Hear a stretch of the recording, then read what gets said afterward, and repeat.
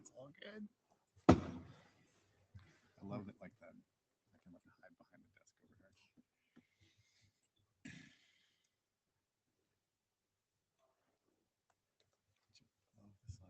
You can put your sunglasses on because it is bright. Yeah. It's pretty bright. Sorry.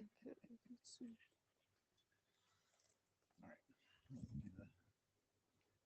the launcher. I have my screensaver thing turned off, so we can just all right.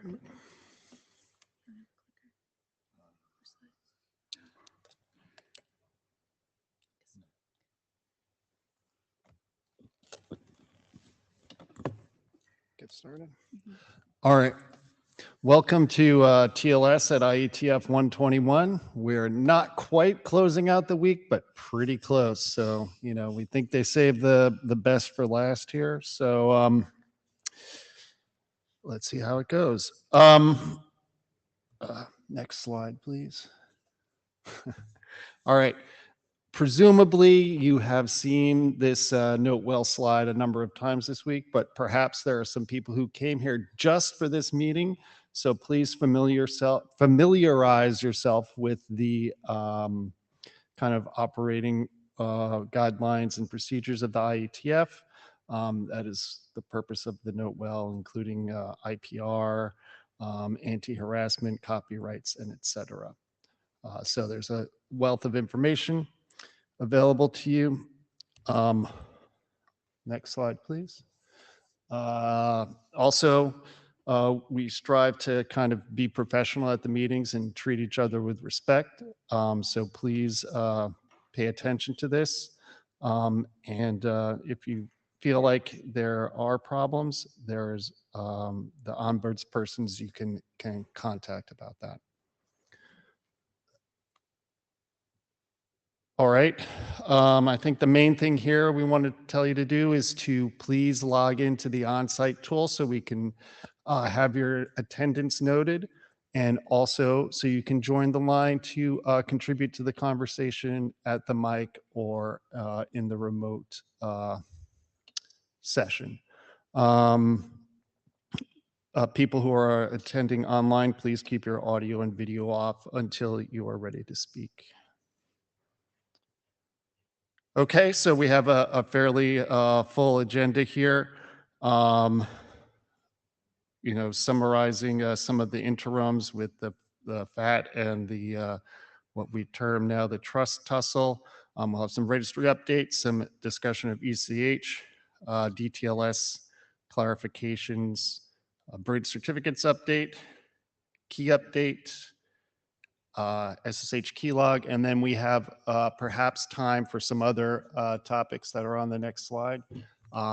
We may or may not get to these depending on how the discussion goes during other parts of the meeting. Any bashing of the agenda?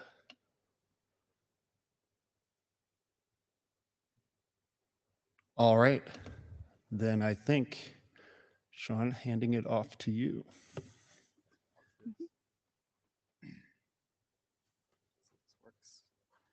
There's no X up here, so hopefully I'm standing in the right place. All right, so this is a little status update about the trust tussle. About a month ago, I guess we had an interim that we tried to figure out some stuff, and we did. So next.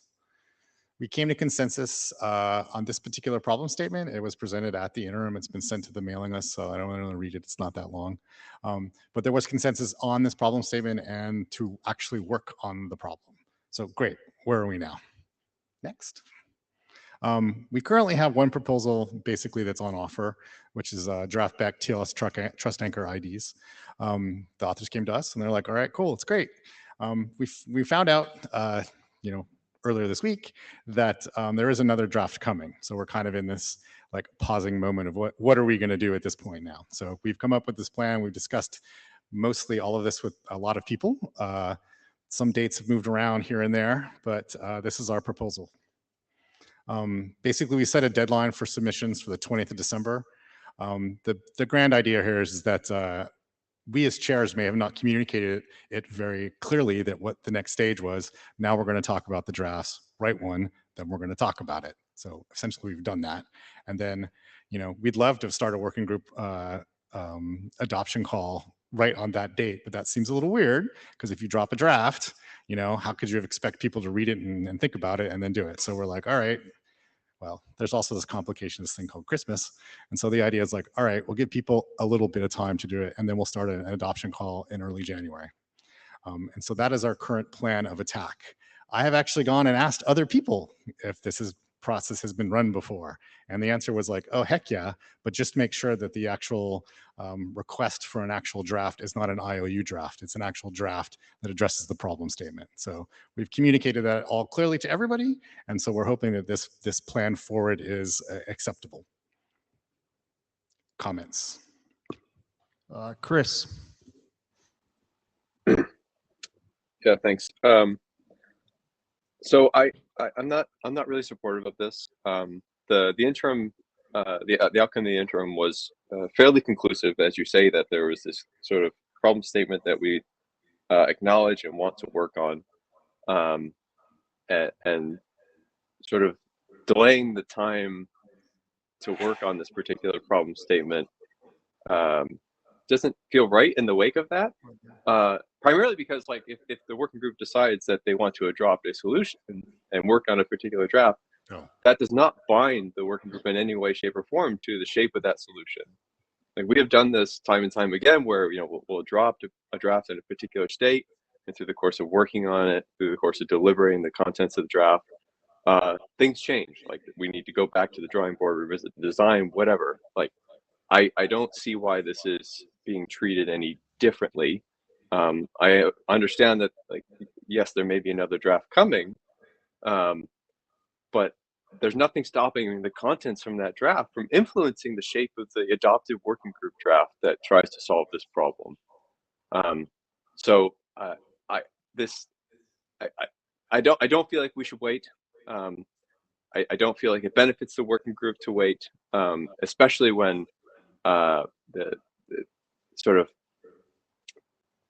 all of that work that might be poured into this additional draft can still influence the outcome of the working group. I'm not sure I'm understanding the rationale here.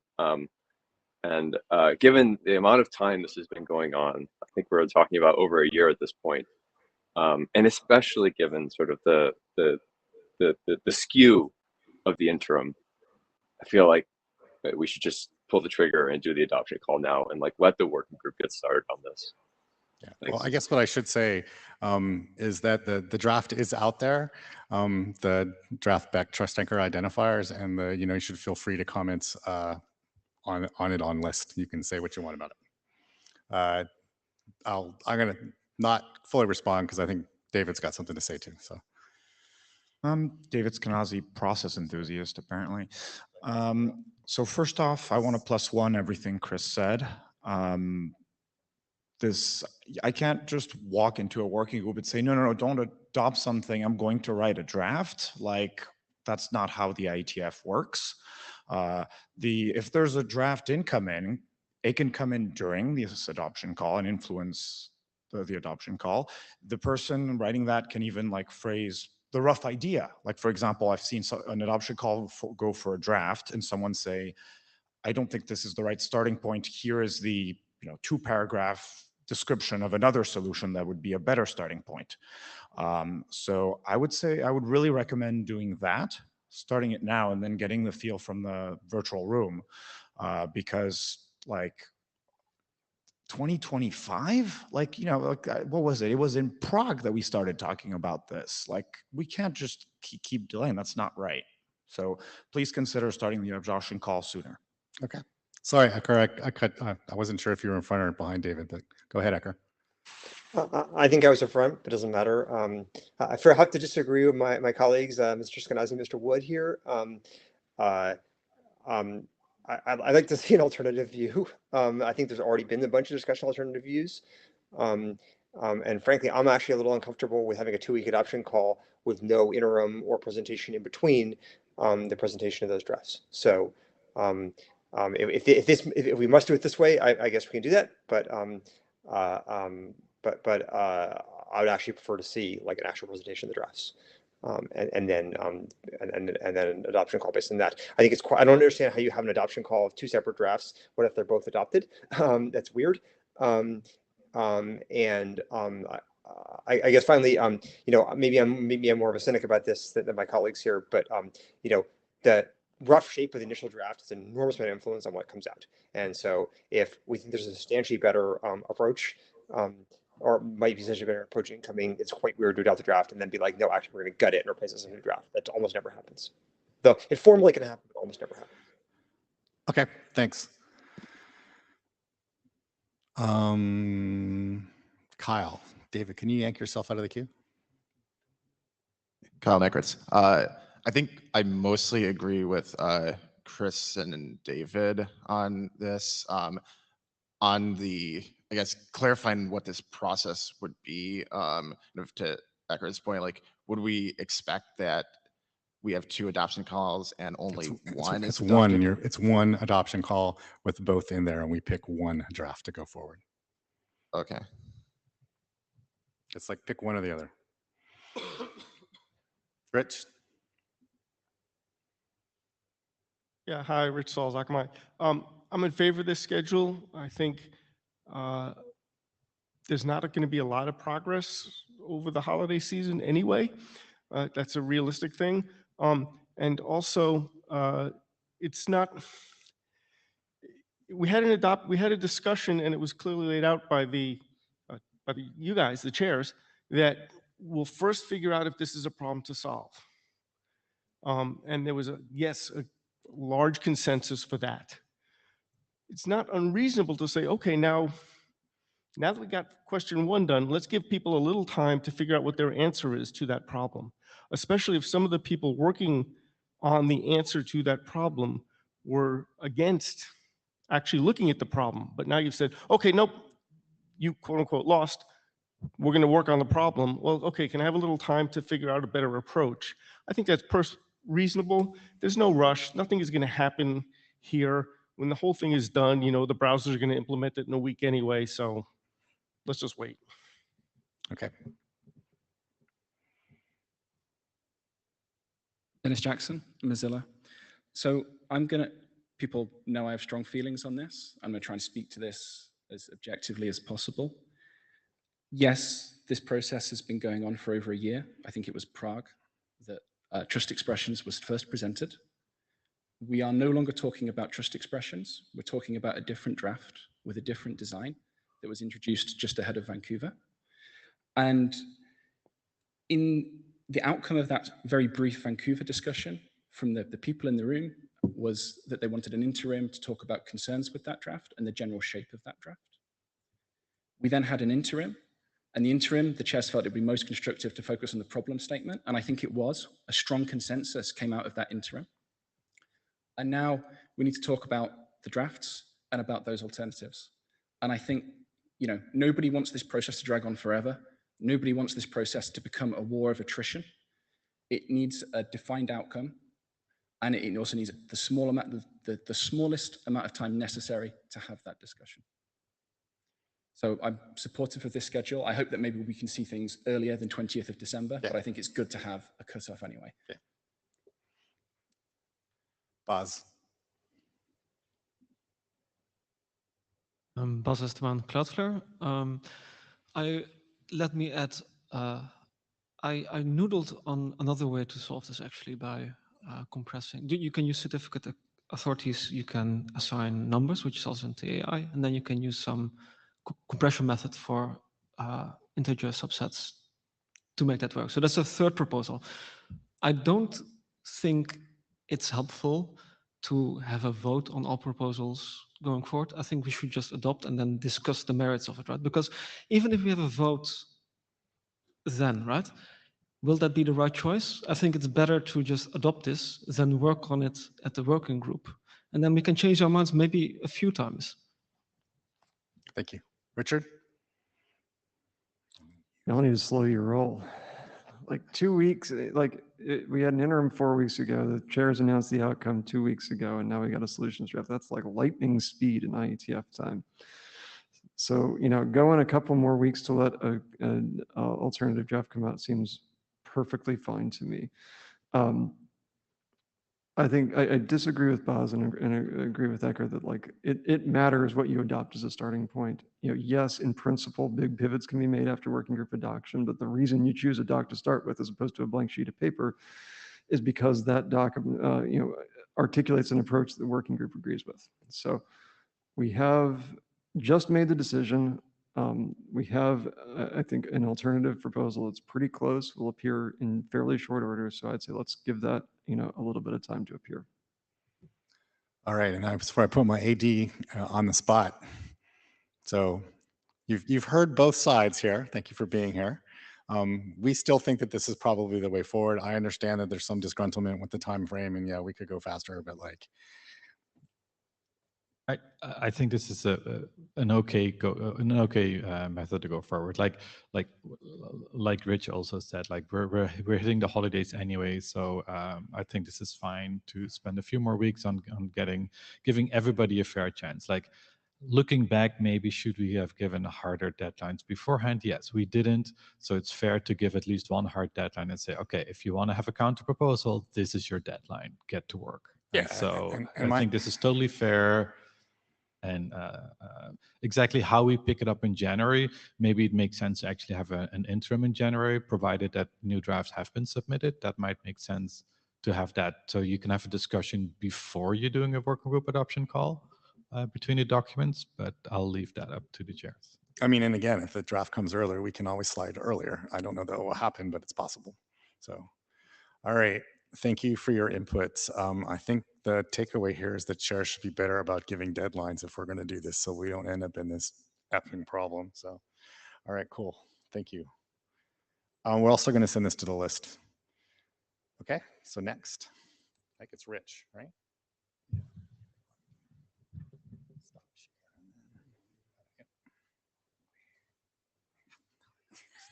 I'm typing all the things now.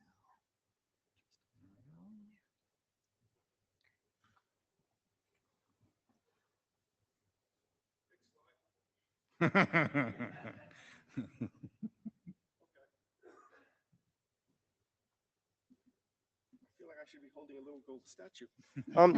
Yeah, all right. Changes that happened since 2 ITFs ago. We added Postgres SQL as an ALPN, so they do full support, proper support, can tunnel over port 443. Everything else was nothing but post-quantum.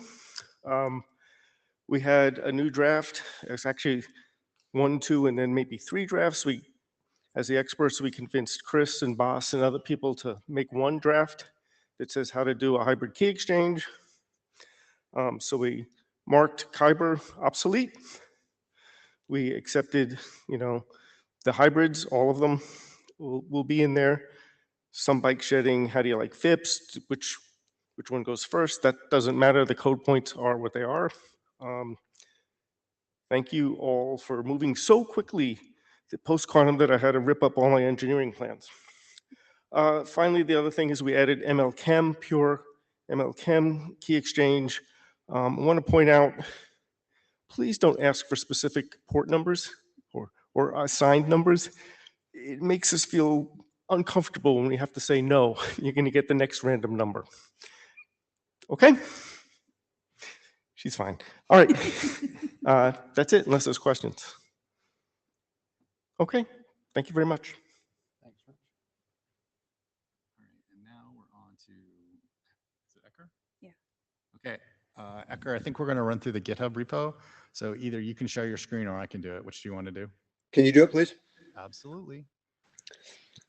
Accept. All right, which repo do you want to go through? This is the ECH one. Is it issues, please? Is it the ECH one? Yes. Okay, which issue? Sorry, yes. Can you start with 600 and the last one on the screen, 628, I believe? Okay. There we go. So so basically, so as prefatory, this is all trying to wrap through issues that raised by Paul during AD review. I got almost all of them, and I've got a PR that fixes them, which I'll be merging soon. But there are a few that people wanted to discuss, or rather, that I wanted to discuss. So there were just a series of issues around. So as background for people, right? The ECH config contains a public name, which is a valid domain name, which ordinarily, for which ordinarily the server has a valid certificate for. And this is used for recovery in case you lose your ECH key. And so the idea is that you connect to the server with a bogus ECH config ID, but the public name, the server completes the connection with the public name, ignoring the ECH, and then gives you a new ECH config, which you can then use for ECH. So the public name has to match the name you control, because that's how you're proving it, right? There's a series of rules in here about what's actually valid in these public names. That are largely designed to exclude particular classes of things, specifically IP addresses, and I guess the root. And Paul sort of said, well, why don't you just like refer? So the first set of things is Paul said, like, why are you doing this? Why don't you refer back to what's a valid DNS name? And I don't know if we have David Benjamin and Benjamin Schwartz here. I was not largely responsible for this section, so I'm happy to walk through the discussion, but it'd be easier if other people who actually had opinions would stand up. And I'm sure we have Paul here too. David, Ben?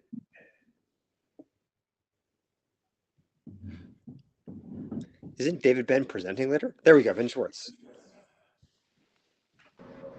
David, hey. Oh, the two Bens collided. You can go first. No, that's okay. This is, I would just be attempting to guess what you would say. Well, that's unfortunate, because what I'm going to say is I haven't been paying a whole lot of attention and don't have very strong opinions. So, yeah. For the win. All right. So the backstory here is that this thing it's tricky. The thing that is here in this name isn't a name based on what X509 thinks about names, and it isn't a name based on what DNS thinks about names. It's a name based on what URIs think about names, basically. It's a URI style host name. And so it's so it's not meant to support arbitrary DNS names, which, as the text points out, could syntactically collide with valid IPv4 names. And it's not meant to support, it's not designed to support arbitrary X509 name types or whatever.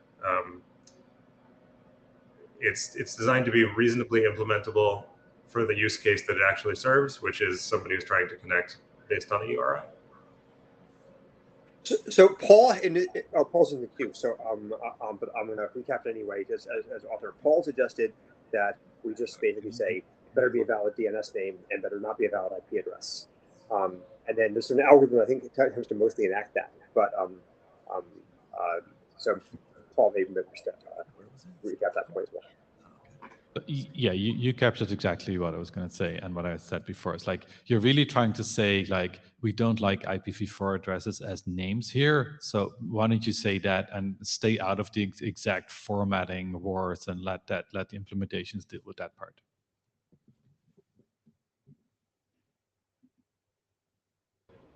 So I have no strong opinions about this. I'm not an implementer, at least not at the moment. But I think the concern here is that you could get some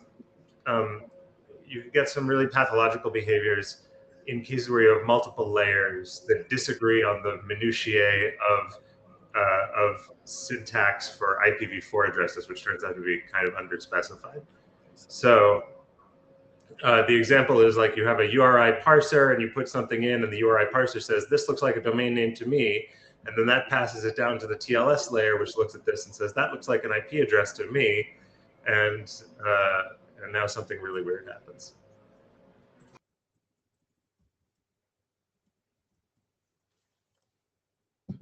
So yeah, so I just want to point out that, like, I gave you some examples where the text where you currently have it actually forbids perfectly valid domain names that people have registered that start with like 0x and then a bunch of numbers. Those are valid IP addresses, right? That is an editorial issue, because we're talking. It is supposed to be specifically talking about what we would call the last label, right? the question of which label do you consider first or last, but it's just an editorial question. The point is that your domain name can't use a TLD that is purely numeric, which is all excluded practically by ICANN. But that is still like, who knows what ICANN is going to put in the root zone in the future, right? Like, that's why I don't want you to get into this game of defining what is or is not valid DNS. And if the only concern that you're talking about really is like, I just don't want you, like, I don't want you to use any kind of IPv4 addresses in whatever way or format you've given them to me, and try to say that instead. So my point is that this is not a question about DNS. This is a question about URIs. It is URIs that have already introduced this syntactic confusion between IP addresses and host names, and we're just downstream of that. If ICANN decides to allow numeric TLDs, then it is URIs that are going to have a syntactic collision, and this will be downstream of that. David Benjamin. Okay, I've paged back in some of this disaster.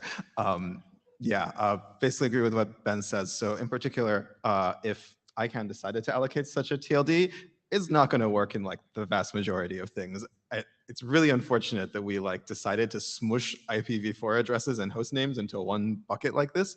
So I don't feel super strongly about whether like, the document is like usable on its own, or it just says like, go use your application's like URI parsing thing. I think the second is like kind of unfortunate, but if that's like, the way we want to go, the sort of practical impact here is just that like, the public name sort of comes out the other end on the TLS stack, and like it might end up in the SNI field, even though you're not supposed to stick IP addresses in SNI. The like cert verifier might like take a URI as a string and get very confused. And so this was mostly like our TLS stack implements these rules because we do not want to like have the application get like a little bit confused and accidentally like get itself in a weird state.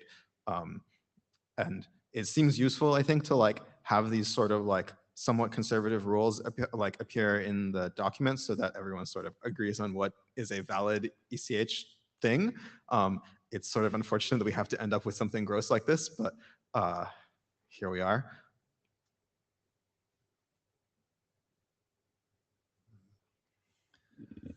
So I guess the question is, after all of that, Eckert, do you have clear direction on what you need to put in the document to address this? I don't, and I guess I'd observe that this is not a consensus decision because we have an area director. So I guess I'm actually listening for Paul to tell us what resolution he would like here. I mean, I can fix this text to identify the issue Ben just mentioned. That I understand how to do. But but the way this works is the area director has to advance the document, so I need his direction. Okay, so give me a few days, and I'll get back to see if I can come up with some text that better suits the people's requirements here. Great. So don't sit down. On the next when we do sit down, the next point on this is just to flag this is we also say it's allowed to have we do not hard forbid name components longer than 63 octets, even though those are not legal in DNS.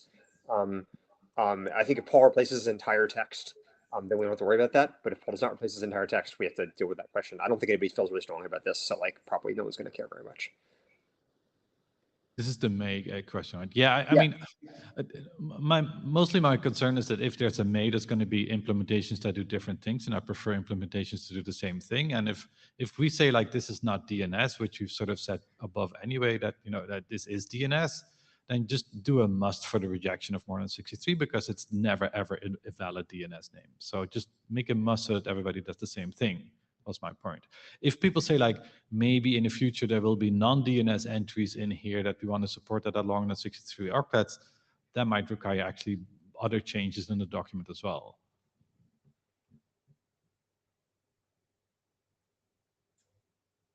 All right. Dave, are you legit in queue here? I guess not. Okay, I have no problem with that. So can you note the 63 thing in the comment in case Paul doesn't get to it in his Yeah, I put in the comments. Put at IETF 121. Paul Wooters agreed to provide text. No. Also, if you're sharing, if what you have is you're sharing a screen, is that we're going to change that May to a must and for 63 rights.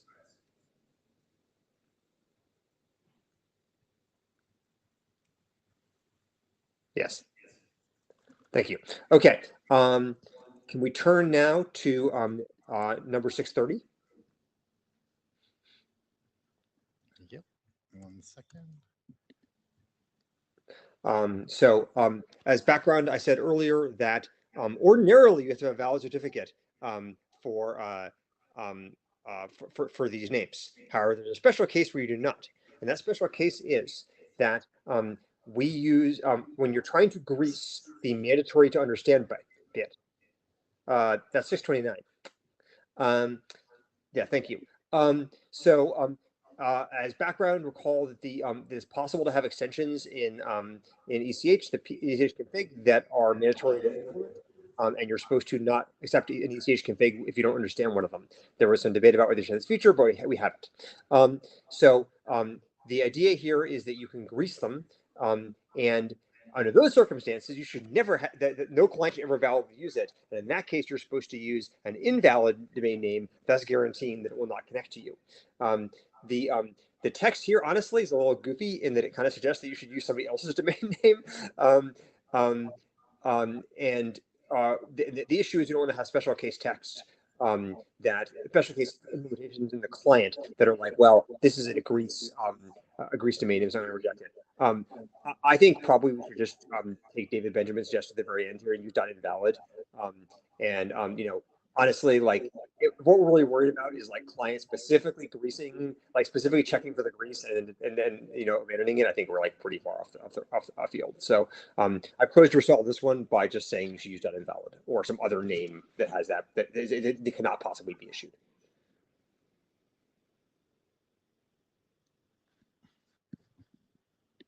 So Paul, just a quick note, just to make it very clear, like .invalid has a special meaning in DNS now. It will never actually be a valid domain name. So the string is barred from being ever a valid DNS domain name. So it has some extra strong protection that it will never be confused with a real domain name.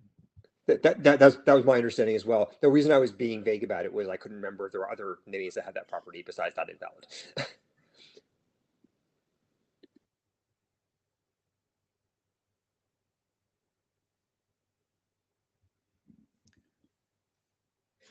Okay, I think no one else is getting to the mic line.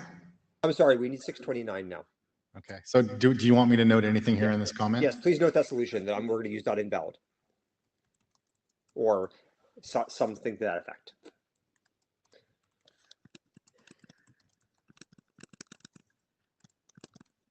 I'll see my typing in real time. It's awesome. Ben, do you mean to be the mic? Yeah. Let's keep that as a recommendation, not mandatory, because I can imagine at least wanting to do things like use a domain name that actually I do control but is different in order to show an error page that's like your client is broken in the following way. But yeah, for the most part,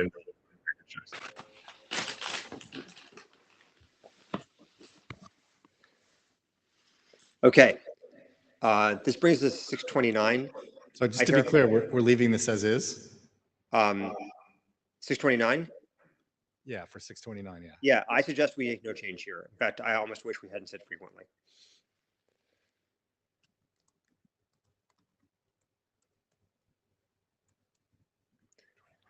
Going once.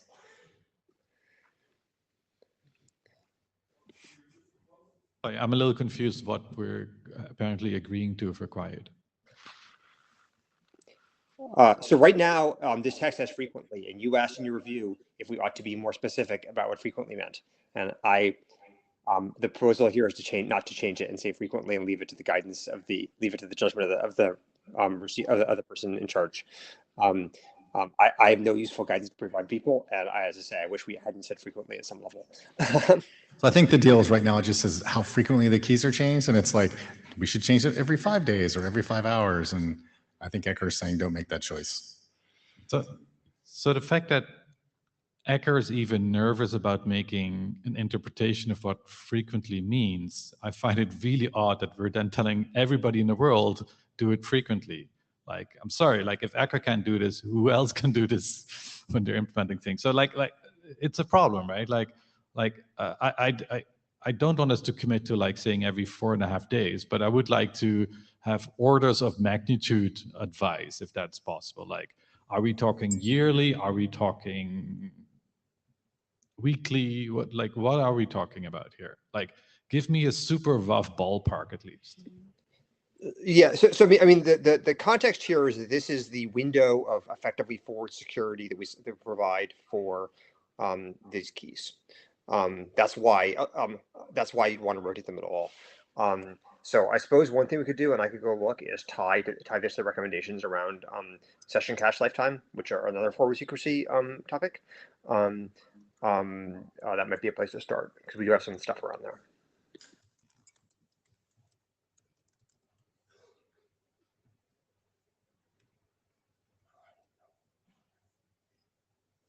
All right. Rich? Yeah, Rich. I think it's hard to come down with any specific number. Maybe we can come up with an upper bound, but what is appropriate for Cloudflare or Akamai or Google is going to be very different, especially if we're providing, say, encrypted client hello for all of our customers and using the same session, using the same key to enlarge the anonymity set. If it's thousands and millions, that's different from a small ISP or a neighborhood co-op that is providing it for a dozen people. So I'd feel comfortable if we said, change your key, wash your hands daily or whatever, brush your teeth every day, whatever it is, provide some upper bound. The session key seems like a reasonable trade-off, but don't request a minimum because it's going to be different for everybody. All right. So, Sorry. I'd be fine with it as was, just like frequently, I think it's fine. What does session cache time supposed to mean? Which session, what cache? Oh, the ticket lifetime is required to be no longer than a week. Wait, can you repeat that? Is no longer. No. Ticket, okay. Yeah, and that's the exposure window for effectively. It's not forward secrecy so much, but it's the exposure window for key compromise of the ticket. Yeah, okay. No longer than a week is fine, but I mean, I think the relevant thing here is that if you're changing these frequently, you have to update the DNS. So I think that's the pinch point. But some number of hours is fine.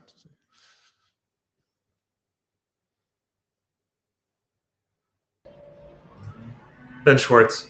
So I oppose putting any numbers here. I don't think the session ticket lifetime is a good guideline. In particular, that guideline exists because the client can independently enforce it by clearing its own session ticket cache and starting over. In this case, the client has no recourse here. So this is just words. Also, there is no, like in practice or in theory, there is no consensus or baseline for how long this is supposed to be. Literally, we have some deployments we see some deployments that are rotating this every hour, and we see some deployments that are never rotating this at all. And both of those are a big improvement over the status quo.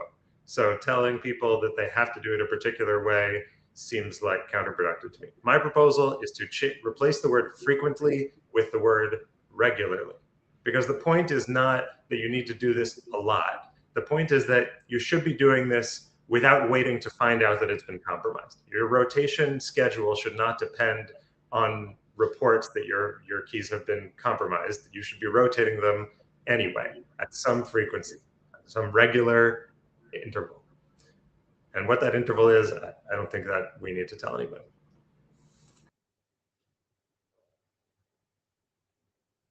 Kyle Eckert, I agree with everything Ben just said, particularly the regularly or dropping the word entirely. I would object to tying it to the session cache time because we can easily end up in a situation where there's some kind of manual DNS update that's required, and I'd rather not have this be a requirement that's an impediment to deploying ECAs at all because of that.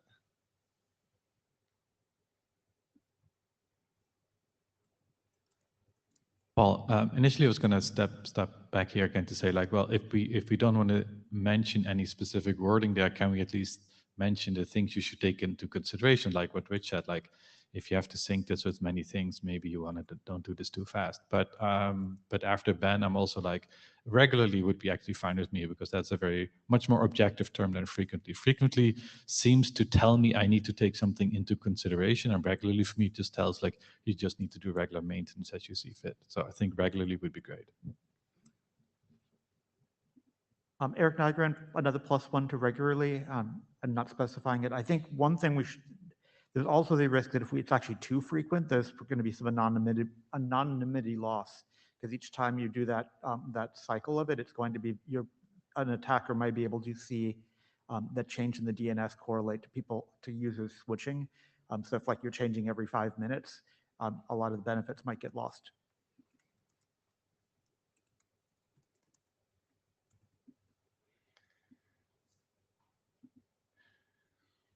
All right, well, I mean, it seems to me like changing frequently to regularly seems to be the path forward. All right, Paul's shaking his head up and down for yes, so you're okay with that, Ecker? Oh, I am. Please put it in and I will do it.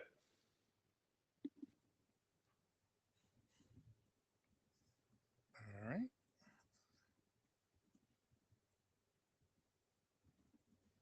Come on, Scruffy. Let's go. What's it doing? There we go. All right, 6:31.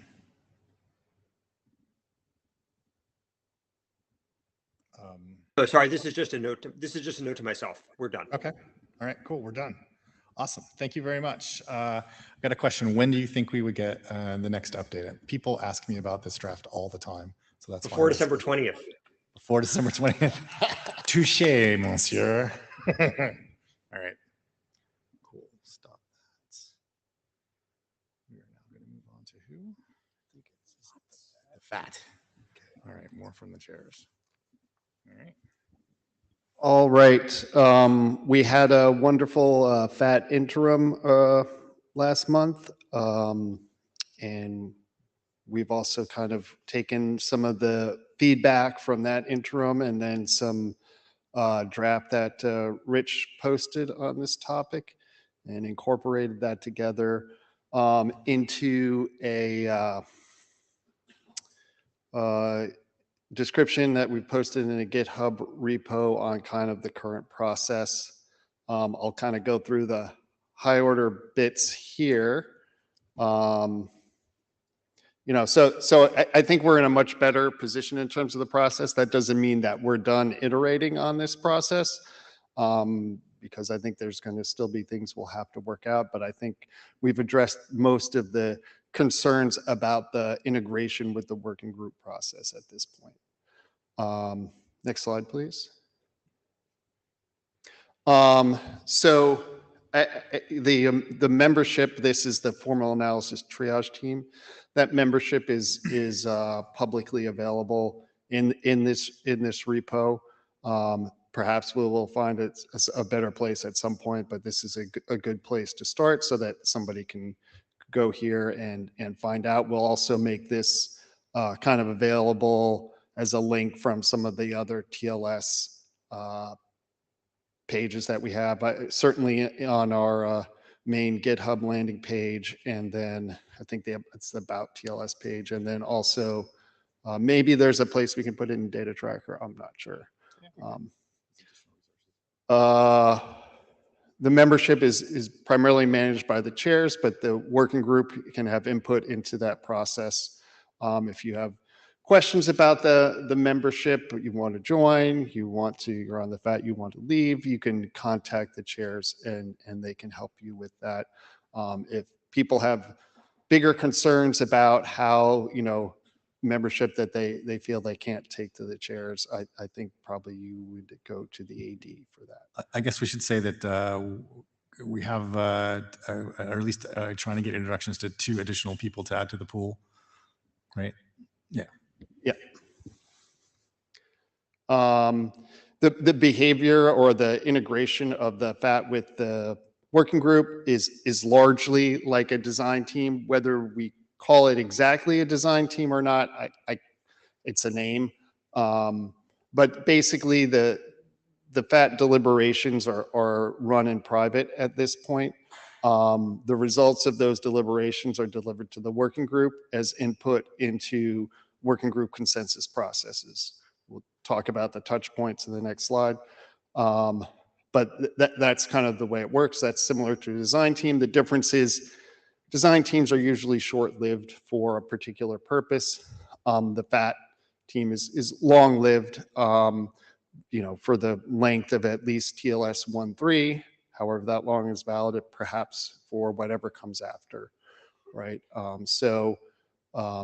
This is kind of a deviation from that intent of design team. Covered that. And then the additional thing we've added here, we called it liaison in the original proposal here, but we've received feedback that that's perhaps not the best term and difficult to pronounce. So we're going to go with point person instead, or if, there's a lot of different possibilities here, but seems like point person is a fine way to go. We can discuss that if you want to at some point. Next slide.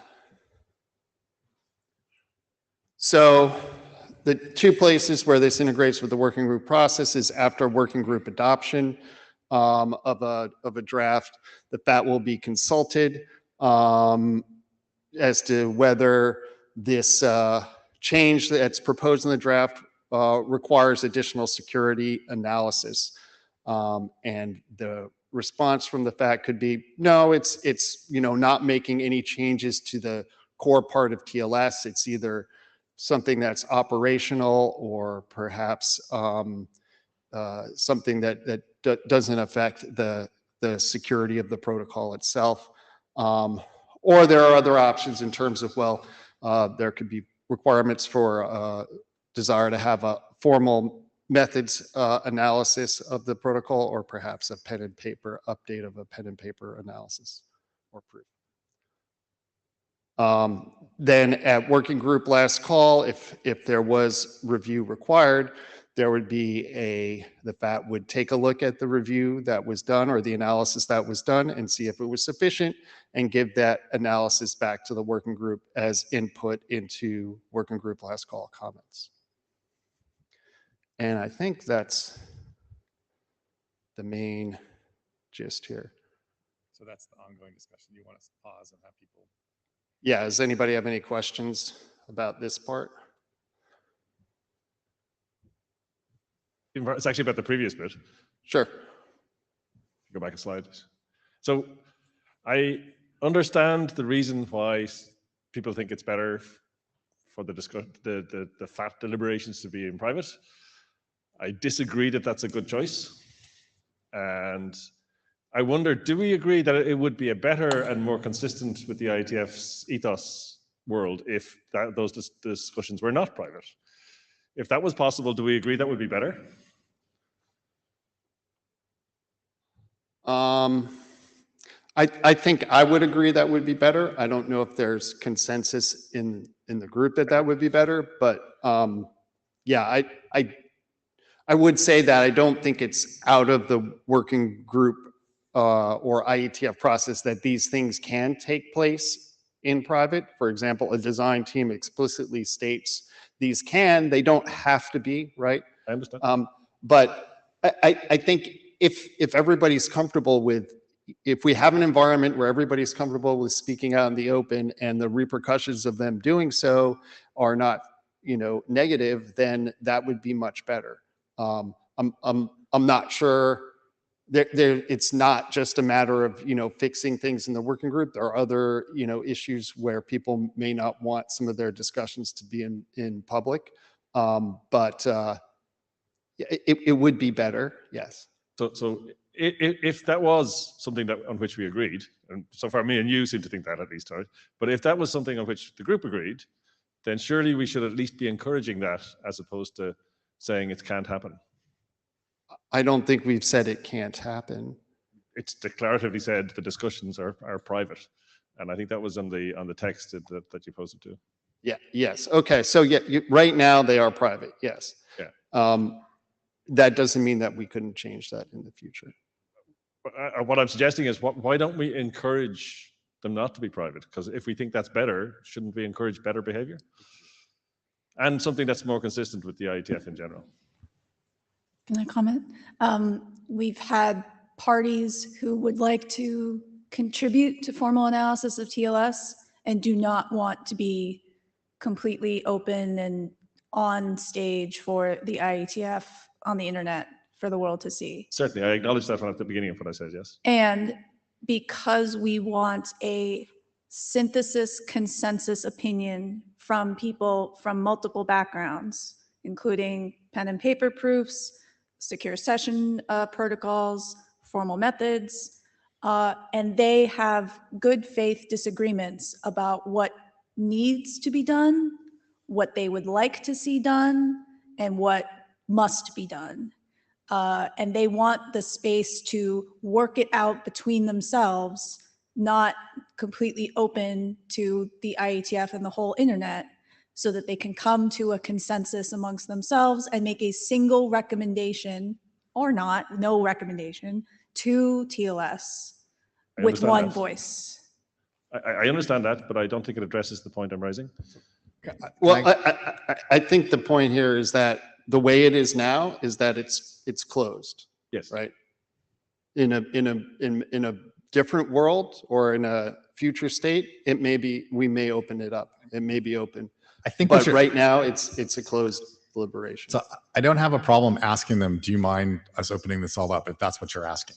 Like, we think it would be better, the community thinks that. Is that what you're asking? Yes, we should Okay. encourage them to be open. 100% can and try if it that. turns out that that's impossible and we learn from it's impossible, well, maybe we grudgingly live with people having a smoky back room, but let's encourage them to be open, as is the tradition in the IETF.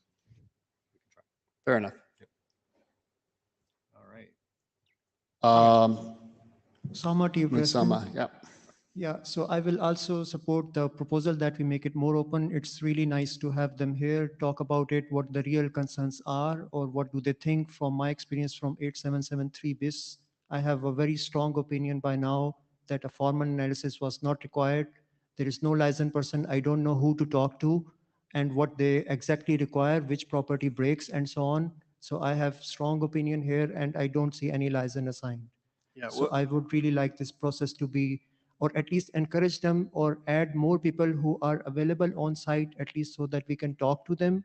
We can understand what their concerns are or what kind of properties do they think will break for this specific proposal or a specific proposal that we are, that is under discussion.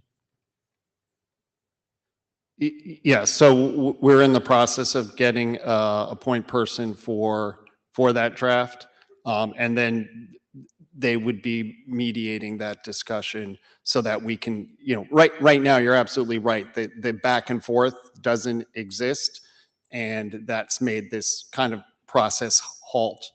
And that's the intent is to fix that with having a point person assigned. And once we do that, we'll announce that to the list. And I think you also made a suggestion to list the point person somewhere in where people could look and see who it is. And I think that's a good idea. Yeah, on the GitHub repo, on the same page for every document would be nice. Yeah, thanks a lot. Yeah. Christian? Good morning. My initial reaction was, this is not the IETF process.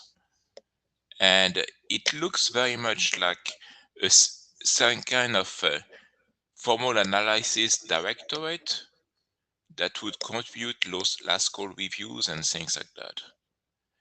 And that's fine. I mean, having experts is a good thing. On the other hand, I really want to be sure that this is treated much the same way we have expert reviews in other documents, so that we don't create a process that differs to what the IETF normally does. And I am scared with completely anonymous processes because they are a great way to do denial of service. So if the point person, having a point person is a mitigation to the risk of denial of service, then we should absolutely explain that and be firm about it. These are not anonymous reviews. All names that contribute to a triage document are affixed to the document that is the consensus of the group of whoever participates. The point person will act as the person to whom questions can be brought, asked amongst the group, brought back to the working group. They are merely literally the person who's just sort of taking the brunt of the work of ferrying questions back and forth from the group that actually produced the triage report. They are not anonymous. All names are affixed. That's it.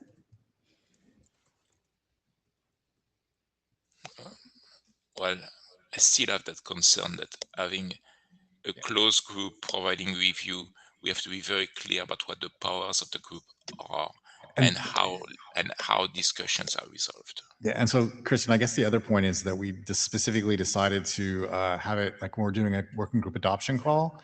It's a sniff test and it happens. If it takes longer than we thought so, we move on and adopt the draft.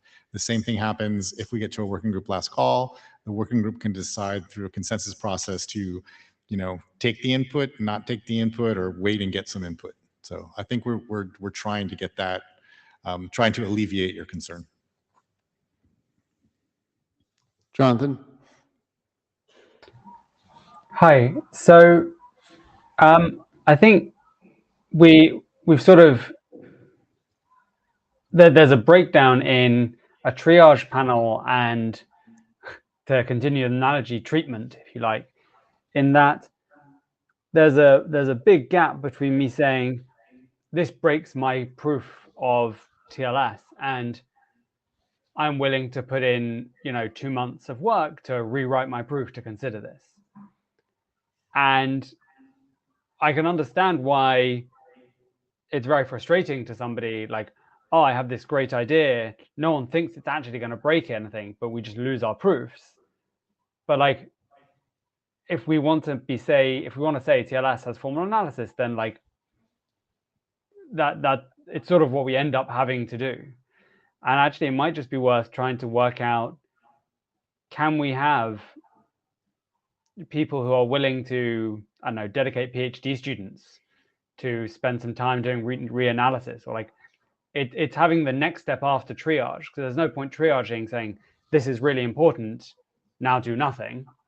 Like we should reach out to academia and try and see if we have people who could sit down and do proofs when needed.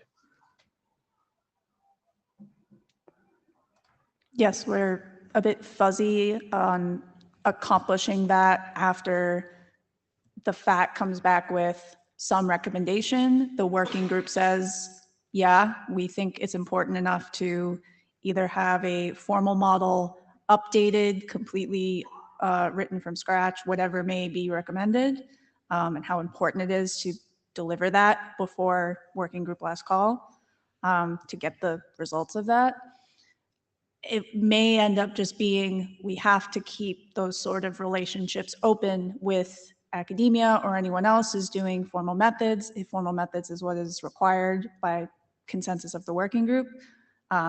So we are very welcome to any ideas about how to like make that second leg of the process of, if the working group gets a recommendation to do formal methods analysis, making that a reliable, repeatable part of the process, as opposed to kind of scrambling and trying to figure out who's available, who's got a grad student, who has a model, who can make one from scratch, basically every time. So we welcome ideas and input on that sort of thing.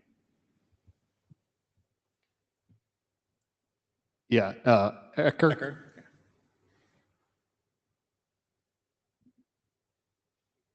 Sorry, I thought I had another minute there. So I think maybe just take a step back. It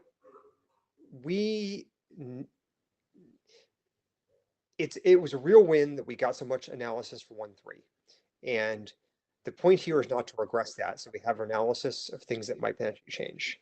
We have to recognize that although many of the people on this list, that list are members of the community, it is hard to get the academic community to put in the effort for exactly the reasons like Jonathan and Deirdre were just saying. And so we need to strike a balance between like what I think are perfectly legitimate considerations about like wanting to have, transparency and deliberations versus like getting these people to do a service for us that was only modest value to them. So I think that's the balance I think we have to strike. I also would prefer that as much of this was done in public as possible. Though, I've been at many design teams, and it's perfectly reasonable for a design team to happen in private, and only read out what its results were. I've done that lots of times. You sit down, people sit down, they have meetings, and then we come back and we say it when we report back. So I think the part that I guess I think is a little like maybe people getting wrapped around the axle is like wanting to know which person had which opinion. And like when I've been on design teams, that's like never what we do. We come back and we say, well, we had kind of hashed it out and we kind of agreed on this thing. And, and that's, what we did. And so, from my perspective, I think it's perfectly reasonable to say that the team meets in private if they want, they don't have to, that they produce some kind of like report that documents what they think, the reasons behind their thing are. We at least, ask them to put their names to it in some way that we know that people, which I think is in here, of like which people like participated. So if you want to go, if you're like, hey, like I see Dennis was on this design team and like I'm not understanding what the liaison is saying. So could you explain to me? But no, when he's free to talk to you or not. And and then the working group looks at the output and does what it is with design team output all the time, which is takes it for what it's worth. So I guess the IETF has always tried to strike a balance between openness and getting things done, and I think it's no different in this case. Thanks. So just this last slide goes to what Deirdre had just mentioned is we still have this ongoing, struggle to make sure that we can meet this analysis when we determine it's required. And that's something we're continuing to work on and definitely would like your input on this. And then also one thing I think we had presented at UFMRG, and they mentioned that there could be some additional things that could maybe incentivize people to do review associated with ANRW. Hopefully that will be helpful. The other thing that can be helpful is coming up with a little bit more explicit guidelines of when we're submitting something at the time of adoption, what would make it easier for the FAT to do their job and do the analysis? In particular, my assumption is that we would be best to be able to express the security requirements that the draft is looking for in a way that the FAT would understand. And I think that's what we have. Any other comments? So I will tell you that I did approach someone about volunteering to be the point person for the 8773 BIS draft. So hopefully that person will contact me after this session to tell me what they thought about this whole thing and whether they're willing to actually volunteer. Because we currently have 2 other drafts in queue waiting to go through this process. There's a draft by David Benjamin for the PKCS 1.5 stuff back into TLS 1.3. And then we have the return routability draft, which has been around for a long time too. And I know those authors are very interested in moving things out. And obviously we're going to close out the working group adoption calls for key update today, I think. And they're going to go in that pool too. So, all right, I believe we are now up to, is it David Benjamin? Who's next? Yep.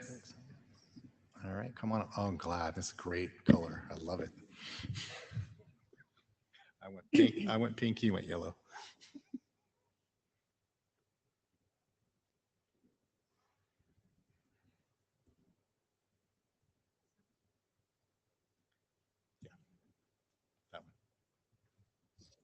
Hello. Okay. So I'm going to do the thing where I spoil the end of the book, like before even starting it.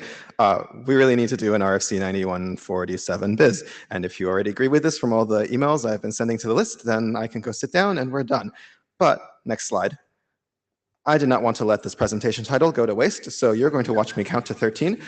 This is less about deciding these problems right now because we don't have a whole lot of time, but I hope to convey the impression that there are some problems we need to resolve. Next slide. So first, key updates. So in TLS 1.3, key updates apply immediately because they are ordered within the stream, and so it is unambiguous between sender and receiver when you switch keys. In DTLS 1.3, we have no ordering, so instead the key updates wait for the peer to act. However, acking key update and processing key update are not the same thing, because if you get a message out of sequence, then the peer might hold on to it, still act it because they have processed the record, but they won't actually act on until later.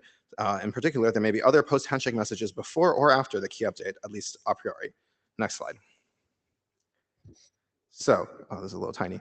So if you imagine the server decides to send new session ticket, key update, new session ticket. If the first new session ticket is lost, then the client will not change keys yet because according to this other section in the spec, you have a message sequence number and they're processed in order. And so the server will change keys, but the client is not ready to change keys and we will get confused. If instead, oh, that was a typo. If 12 is lost, yeah, if 12 is lost, we cannot retransmit 12. There's a typo on the slides. So if the second new session ticket is lost, then we will change keys correctly. But when you retransmit, you're supposed to use the same keys as you originally sent them, but both sides have already moved on to the next epoch, and the receiver has probably dropped the epoch on the floor because they don't even know that message 12 exists. And so we will also get stuck because now we can't even move on to 13 because we'll just forever have this hole in here. Next slide. So there's a lot of solutions that I discussed on the list, but I think the most straightforward one is to fix the sender behavior. You have to wait to change keys until both the key update and all previous messages are act, and you are not allowed to add more handshake messages to an epoch after a key update or any other epoch changing message. You have to hold them back and wait until you've moved on. And so I filed an errata to try to describe that. Next slide. ACKs. We added ACKs to DTLS 1.3 so that retransmits work better. But ACKs are TLS are 1.3 only, but both TLS and DTLS are not single version protocols. They transition from unknown version to known version at various points. In DTLS 1.3, it's particularly fun because they'll transition at different times on the two sides, and the packets may be reordered. So if the server receives part of the first client hello, no one knows the version yet, and so we can't ACK anything. If the client receives part of the first server hello, the server knows the version, but the client does not, and then the messages might get reordered, so maybe the client will get an ACK anyway. There's a diagram in section 6 that suggests the client will send an ACK in some situation where the client could not have sent an ACK because the client did not know the version in the first place. This all needs to get clarified. Next slide. Epoch management in general is unspecified. There's a whole bunch of rules around there's a whole bunch of things in the protocol that require you to juggle multiple epochs. I won't read all of those out loud, but right now the state of the world is if you're trying to implement it, as we've been trying to do for a bit, you have to go read through the entire document, hold it in your head, and then try to reverse engineer what we were actually meant in this thing. And we keep talking about current epoch, but given that we have to hold on to multiple and transition, I don't even know what current epoch means, particularly when epoch 1 is kind of bizarre. Next slide. So after having stared at it, I believe these are the rules that we need to write down. They're not written down anywhere. We have made epochs form a partially ordered set. I'm sorry, we did this to ourselves. Early data is unsequenced relative to 0 and 2. If you believe they're sequenced, weird things happen. And then there's some rules for discarding write epochs and what to do with read epochs. Yeah, it's a mess. Next slide. Oh yes, a brief intermission. Half RDT key updates are hilarious. Next slide. So I don't know, the server's allowed to send data early, and maybe can it send a key update? Is that allowed? I don't know, it's not written down. Let's say that happened. If the finished message get lost, the client might still ACK key update, and then so the client will think it's prepared to change keys, but the server can't actually decrypt the ACK, so it can't change keys yet. So this actually works, but it's kind of non-obvious from the spec that the client needs to keep on being willing to retransmit finished, even though it has ACKed a key update. Next slide. Well, if you can do this once, can you keep going? Fortunately, the answer is no, because the server cannot do the second key update without having gotten finished. However, next slide. We have engineered ourselves in a place where we can get phantom half RTT key updates, because if the ACK gets lost, the server can actually progress. The client knows the client can follow on and also keep key updating. However, because right now epoch 4 is not an implicit ACK of the finished message, by the rules of the spec today, the client must continue retransmitting finished like after arbitrarily many nominally half RTT key updates have happened. This is fine. It probably should be written down because it's super weird and kind of funny. Next slide. All right, next slide. Okay, zero RTT is kind of a mess. There's some rules here that, what are we doing on time? There are some like issues here that we should have written down and we didn't. In particular, zero RTT is actually, I think, a little bit tidier in DTLS than TLS in one way, because the backwards compatibility story for DTLS 1.2 is better, except that if you pack the early data with another record, the DTLS 1.2 like implementation will not be able to split the records apart. So we need to be a little careful there, but we need to be saying something. Next slide. Post-handshake messages are a huge mess. We currently say you duplicate the state machine. I don't really know what duplicating the state machine means. The state machines are inherently tied together. They share a message sequence number space. Other parts of the spec say that like ACKs may cross flights across like different post-handshake transactions, so they clearly interact. ACKs interact with timers, which are part of the state machine, but we just said the state machines are duplicated, and we didn't say how they interacted, so I don't know what this means at all. I'm pretty sure no one has, well, I don't know. I'd be very curious to find out if anyone's actually implemented the combination of sender being willing to send multiple post-handshake messages at once and also implementing post-handshake auth, because that combination is kind of a disaster. We've also talked a lot about the current flight, but that is ambiguous when you have duplicated the state machine and there are arbitrarily many current flights. Next slide. We have a discussion on the mailing list during this week where we've been discussing what to do with the ACK queue and whether ACKs span multiple flights or not. And there's a whole lot of text that insists that ACKs only span one flight. And then you read elsewhere and it says, oh yeah, actually they span multiple flights in post-handshake messages. And then the rules that the spec gives you for saying that ACKs only span one flight do not actually work, and actually need to clear the ACK buffer a little bit earlier, which is necessary but not sufficient to get the invariant they want. We also said that ACKs are sorted. I skimmed a couple implementations, and I don't think anyone does this, though I could be wrong. If no one does this, I would suggest we strike that text because it's not useful. Next slide. There's an interesting issue with hello verify request, because we don't allow hello verify request in 1.3, but hello verify request is before the version is negotiated. There's some weird behaviors there. There's also an issue with the PSK binder, because you might offer a 1.3 session to a server that has since rolled back 1.3 and then speaks 1.2. And by a strict reading of 6347, recomputing the PSK and doing the sort of the naive thing is fine. But from some discussion, it seems that some stacks in 1.2 actually check all of the extensions match, which means this would not be compatible. So maybe we need to be caching the PSK binder on a retry on the assumption that the server is not allowed to speak 1.3 at that point. Either way, that should be written down. Next slide. And then there's some miscellaneous issues that I had to group together because it was really important to keep the count at 13 to get this presentation title to work very well. Next slide. Yeah, so we really need to do a biz document. I think we need to probably reopen the GitHub to like collect issues, involve the existing DTLS 1.3 implementers, because when the document is ambiguous and we're going to have to resolve ambiguities, we may do so in a way that is incompatible with one of the possible readings but not the other. And I can probably guess as to what people have done, but it would be nice to know for certain. And also, I suspect there are parts of this document that have never been implemented, because most implementations have sort of taken some shortcuts because they don't want to implement some stuff. The stuff that hasn't been implemented, we should maybe think through and find out if it is even implementable at all.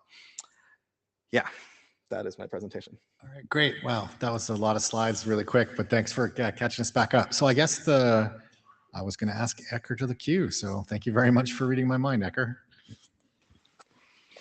Yeah, David, thank you for doing all this work. Really appreciate it. I'm glad to see Chrome doing this, and glad to see you found a bunch of cases here. I have no problem with us doing BIS. And in fact, now that we've got 8446 BIS out of our hands and into the AD's hands, we have a little bit of time. So I guess How would you like to proceed? I'm happy to sort of reopen it and publish 0.0 that had no changes at all, and then start processing David's PRs. I don't know if you want to take a more active role, or how would you like to do? I mean, I think we have to do the individual working group dance thing, but it is essentially that, right? You go publish a 0.0, which is exactly what, which is, 9147, and then we can do a quick adoption call, which ought to be yes, right? And then we just start plowing through them. And I will tell you, David, also that I, like, behind the scenes, was contacting other implementers as well, because I'm like, by the way, David Ben, like, all those errata you started to see go up, Paul, they were all him. And so I think that would be great. So I think that's the plan of record, unless anybody objects. I can do that. I backported all the changes that were when we published the RC, so it should be basically the same. Great. So then, if you throw out an individual OO version that is the same, then we can start a working group adoption call on that and just get started. I mean, I'm happy to do that. I guess I would ask the AD if we really need to do that. That was somewhat silly operation. But can we skip, Paul? Can we just skip directly to OO? Yeah, I think technically we don't need to do an adoption call necessarily. If there's on a BIS draft like this for fixing things. I'm not actually sure if the process allows this, but if it, I'll verify, but if it does, then I have no problem with it. Cool. All right. Thank you very much. All righty. Upgrade certificates, Dennis. All right. Long walk up to the stage.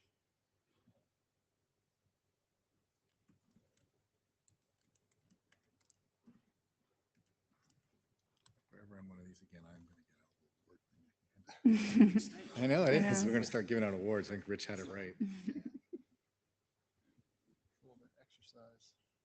Okay, so abridged sets. Go to the next slide.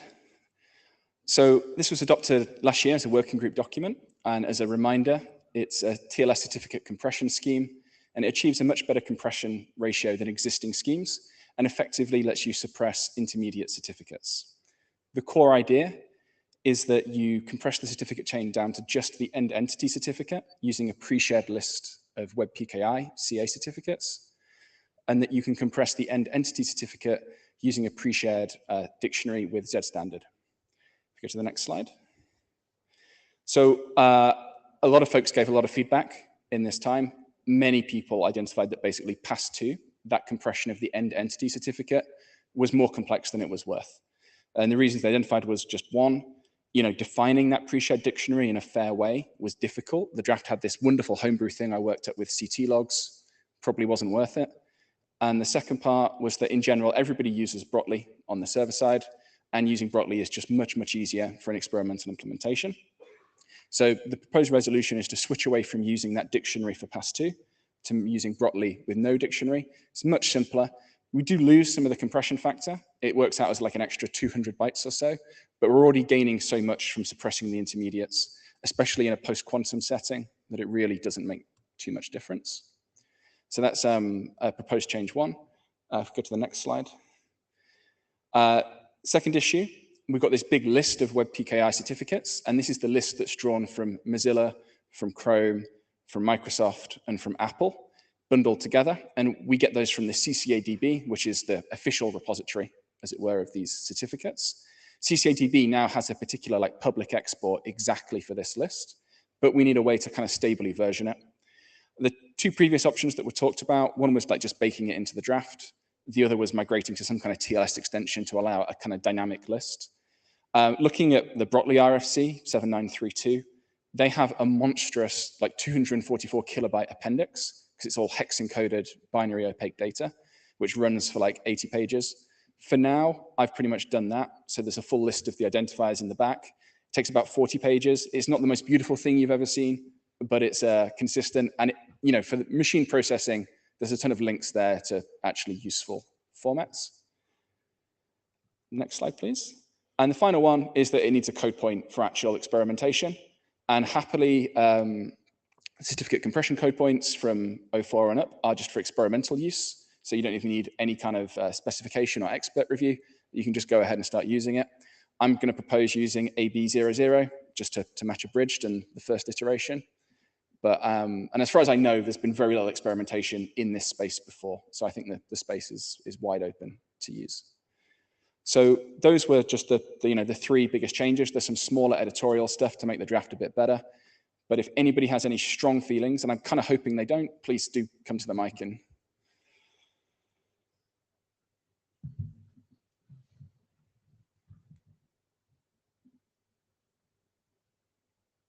Uh, 40 pages of base 64, yuck. Have you asked CCADB if they'll put in a version number or a timestamp or something that we could use? Yeah, I mean, they can totally do these things. That's all fine. It's just like, I didn't know kind of the right way to do this for an RFC. When you need this data to implement the scheme. Right. Can it just be a URL, I guess, with a version number? Yeah. Yeah. Well, oh, in that case, it's done. It doesn't even need to be in the appendix technically then. Well, yeah, exactly that. Just ask them, please, every time you change it, use a different URL or do something to identify. Yeah, okay, that's already been done. It's timestamped on the date, as it were. There you go. Okay, perfect, even better.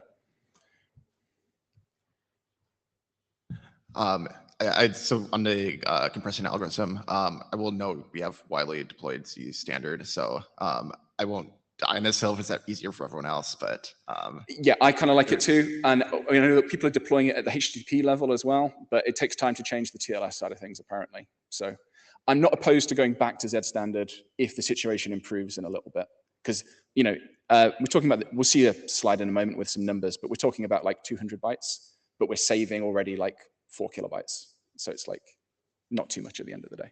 But yeah, as long as we leave the window open to change this. Absolutely.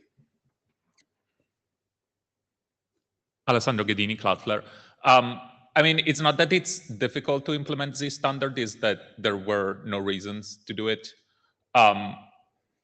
But so more generally, about the intermediate elision problem, there's a few proposals floating around that sort of achieve the same result.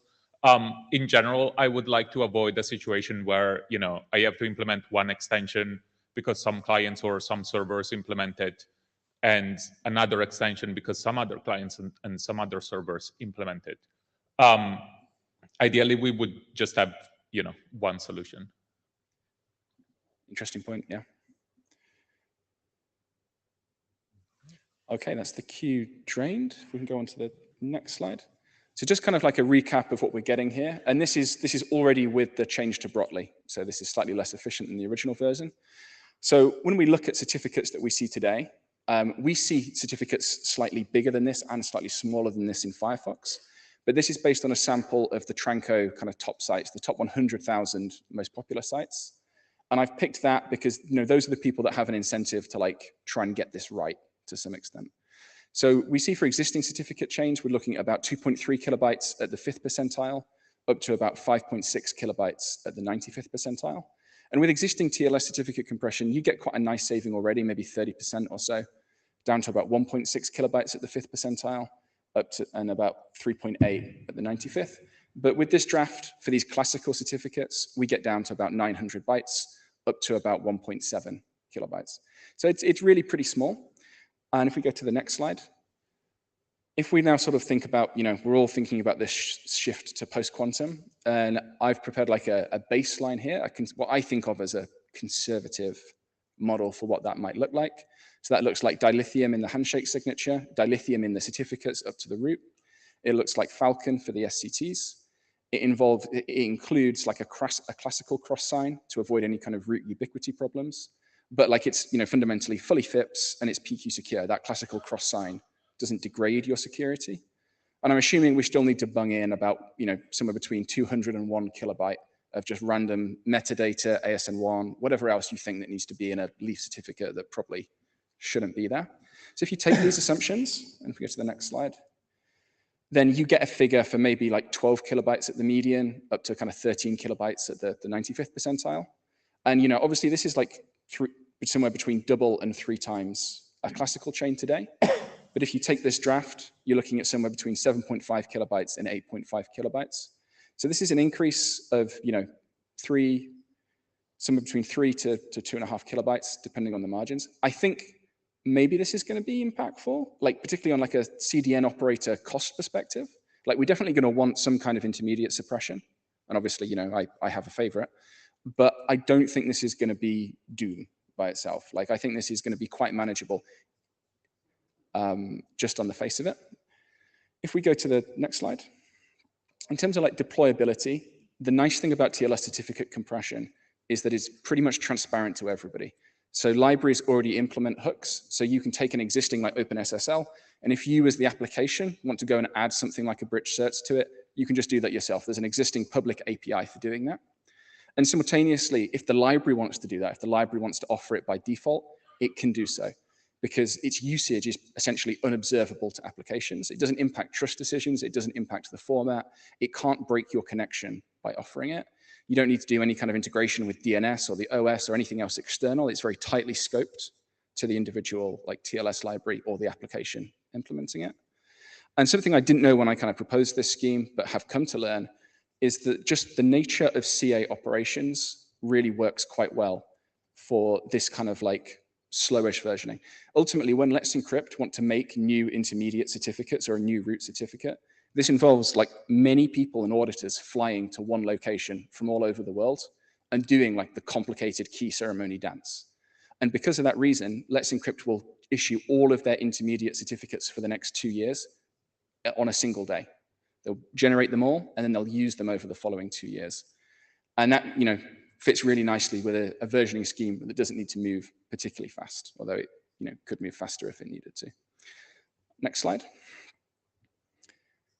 In terms of implementation, Firefox 132, so that was a week or 2 ago, shipped TLS certificate compression support. We had honestly not bothered until now because the 30% figure wasn't that exciting. But now that we're interested in kind of doing this intermediate suppression, we've been working pretty hard on it. We're expecting a bridge certs in the next week or 2. It's already up on a nightly PR that's undergoing its final review. We've got a standalone Rust crate, and that this implements both the compression and decompression, and integrates all the web PKI certs as well. Integrates with Russell's, the Rust TLS library, to build a client and server. And we're sort of weighing in at about 500 lines of code for the whole implementation, compression and decompression, including tests. And we're aware of at least one other prototype that's kind of being developed at this kind of early evaluation prototype stage. Next slide, please. And what we want to do next is basically evaluate this for real world users. So there's 2 questions here. Looking at the certificate chains we have today, are we going to see a performance impact for actual like user eyeballs if we can go from 4 kilobytes down to 1.2 kilobytes? And that, we kind of need to know how much there is to gain in that change. And then secondly, if we do inflate certificate chains from 4 kilobytes up to 7.5 or even larger, how much are we going to hurt those metrics? And we really care here about time to first paint, the things that the user actually sees, not sort of the underlying technical fundamentals like the TLS handshake latency or the time to first byte or time to last byte. These are still important, but they're maybe secondary to how users are actually perceiving the web. And I think that should be done. Next slide. Cool. Thank you very much. So before you go, when do we declare success and done, and you ask for, working group last call? So I would like to kind of do the experiments and actually see it in the wild with a partner. And assuming that goes well, I would either say, like, if that finishes negatively, I think it gets published as either experimental or informational, whatever. This didn't quite work out, but we learned a lot about it. Or if this goes well and people are quite interested and see this as like a very deployable solution for intermediate suppression, I would probably ask the working group about standards track. So changing it from experimental now, which is what it is. But I think either outcome is obviously a working group decision based on interest and implementation. I hear what Alessandro said. One solution is ideal in this space. One other question. So that experiment would run for 6 months, 3 months? No, I think less. Well, once shipped, it kind of runs until it stops. Yeah. But like meaningful data is on the order of weeks. Okay, cool. So I mean, you're thinking like fall. That's when we're going to be done with all this stuff. Yeah, all the other things. Yeah. Nothing lives forever. Right, okay, fair enough. Alessandro Godini, Cloudflare. So I don't know if we are the person, the people you mentioned as interested in doing an experiment. In terms of timelines, I would say definitely not this year. Okay. Probably Q1 or Q2. But that's Yeah. All right, But fair the experimentation like time Yeah, is fair not enough. Yeah, fair super enough. long. All right, cool. Good to know. I want to know how much I need to push. So if you're telling me like chill, I can do that. Very All right. good. Excellent. Thank you. Thank you. All right, now we're on to extended key update. Oh, Yaroslav, there he is.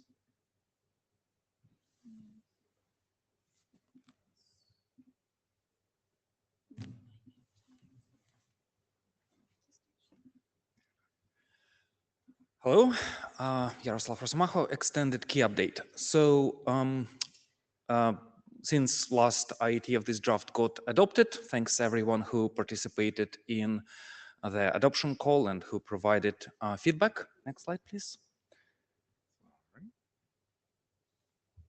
Just to recap, this is about introduction of ability to perform fresh key exchange in TLS DTLS 1.3, so that at some point in time, client or server could initiate a fresh key share and derive new pair of keys. It's performed by new extended key update. It's negotiated first with extended key update TLS flag and handshake that client and server support this capability.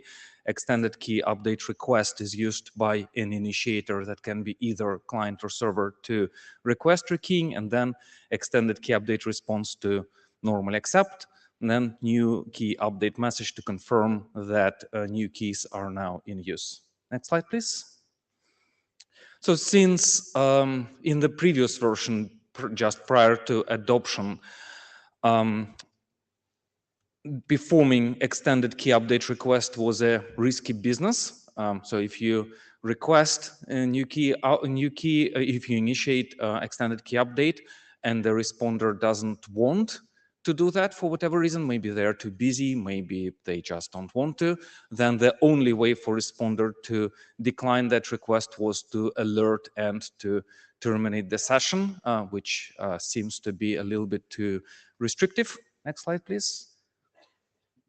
And then in the current version of the draft, instead of responder being responsible for alerting and terminating the session, now the response message contains either acceptance with responder part of the new key share, or providing a code saying that either retry later and providing a hint in seconds when initiator should retry, rejection, meaning that please don't retry, I don't want to perform extended key update within this session, or clashed if there is another request in the flight and the previous request has lower lexicological order in terms of key share.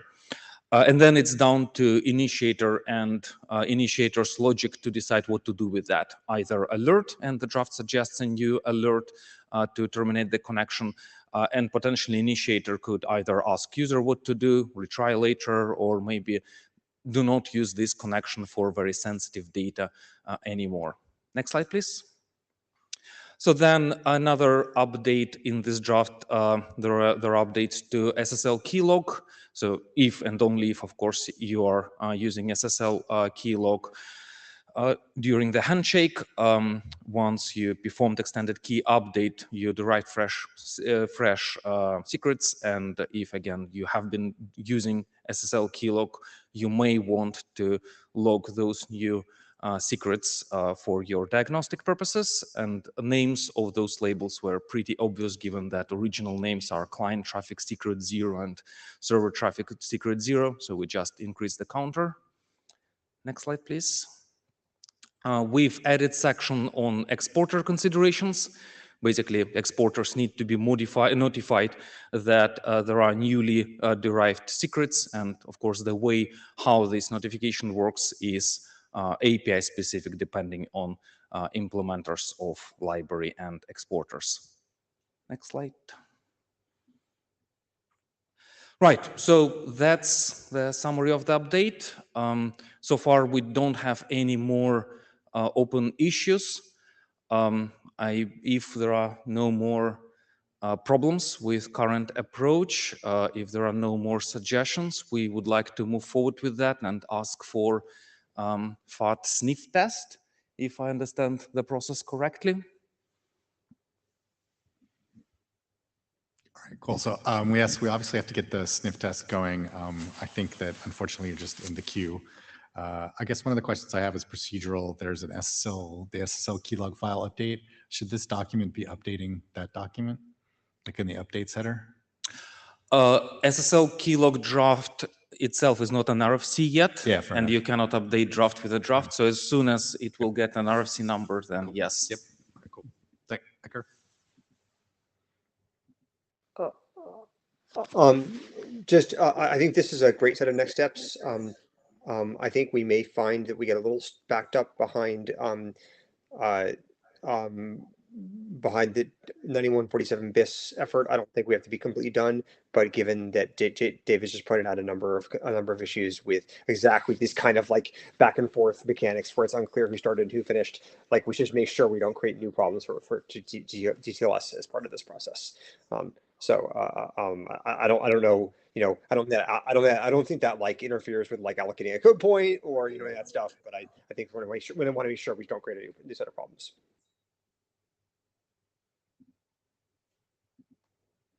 Okay, cool. So we'll take the chairs will take an action to get the sniff test. We'll get you in the queue and then try to get the other ones done. So you keep kicking us to get that done. Thanks. Thanks. All right, cool. And then the next one, yeah, don't go too far. Share slides.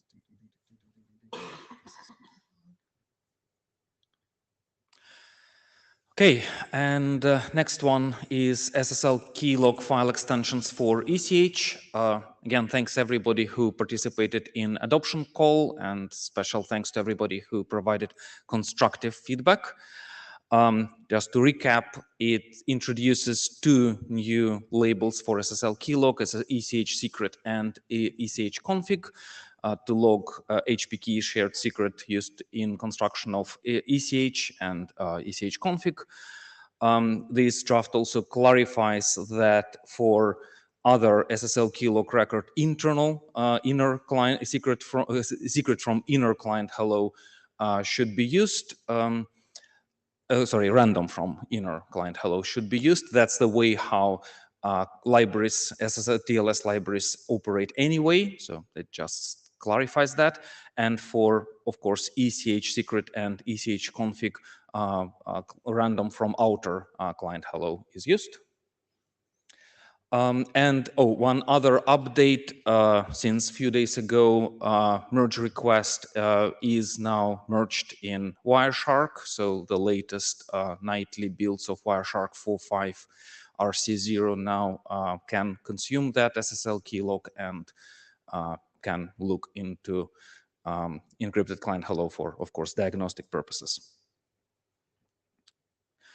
So there are very few changes since draft was adopted. So first of all, based on feedback from the working group, added a sentence that implementers should incorporate appropriate compile time controls for SSL keylog.